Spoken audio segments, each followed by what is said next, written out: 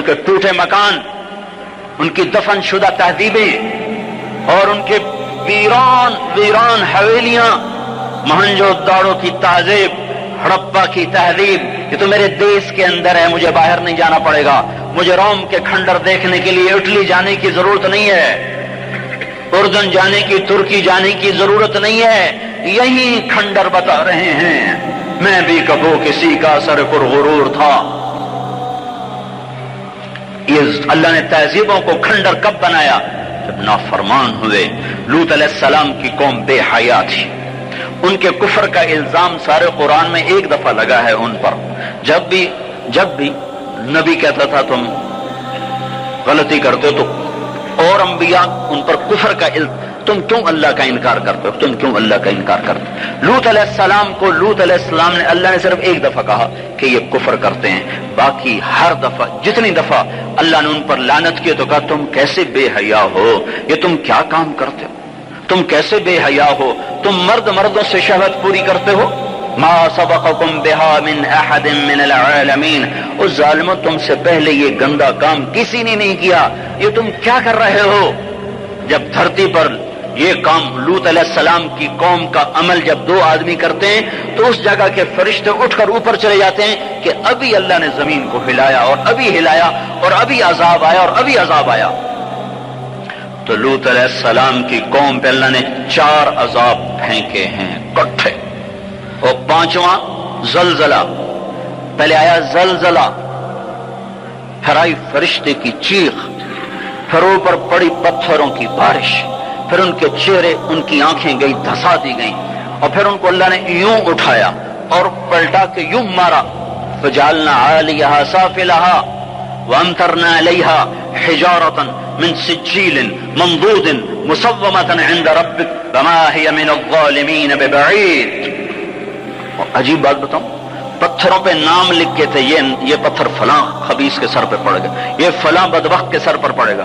لوط علیہ السلام کی بیوی ایمان نہیں لائی تو اللہ تعالیٰ کے فرشتوں نے کہہ دیا تو بچ جائے گا، تیری بیوی کے سر پہ پڑے گا پتھر۔ اور لوط علیہ السلام اتنے تنگ آ چکے تھے، فرشتوں نے انہوں نے پوچھا کب عذاب آئے گا؟ لوط علیہ السلام نے پوچھا فَاصْرِ بِأَهْلِكَ بِقِطْعٍ مِّنَ اللَّيْلِ وَلَا يَلْتَفِتْ مِنكُمْ أَحَدٌ وَامْضُوا حَيْثُ تُؤْمَرُونَ۔ لوط علیہ السلام کہنے کہ عذاب کب آئے گا؟ تو فرشتوں نے کہا ان موعدہم الصبح، ابھی نہیں، ان موعدہم الصبح، جب صبح کا چاندنا ہوگا تو ان پر عذاب آئے گا۔ لوط علیہ السلام اتنے تنگ آ چکے تھے، کہنے لگے نہیں، صبح بڑی دور ہے، ابھی لاؤ۔ تو جواب میں فرشتوں نے کہا الیس الصبح بقریب، صبح بھی تو قریب ہی ہے، الیس الصبح بقریب ان موعدہم الصبح الیس الصبح بقریب، یہ قرآن کی آیت ہے۔ فرشتوں نے کہا بس 3-4 گھنٹے کی بات ہے، نکلو۔ فلما اتاہا امرنا، پھر اللہ کا امر آیا۔ کہاں ہے اللہ؟ کیا ہمارا کیا پڑھے لکھا دور ہے، سائنس کا دور ہے، ترقی کا دور ہے، پلیٹیں ہلتی ہیں، اللہ ویلا بیٹھا ہوا ہے۔ ہاں واپس آؤ۔ عقل کی پرستش نے یونان کو کیا دیا، رب کی پرستش نے دیا جو بھی دیا۔ اللہ اس کے رسول کی غلامی سے سہرے بندے ہیں، جس کے بھی بندے ہیں، وہی عزت کی سیڑھیوں پر چڑھا ہے جس نے اللہ رسول کے غلامی کا دم بھرا ہے، جس نے ان کی چوکٹ کو چوما ہے، وہی دنیا اور آخرت میں سرخرو ہوا ہے۔ بے حیا معاشرہ ٹوٹ جاتا ہے اور بے حیائی ننگی ہو کے ناچ رہی ہے۔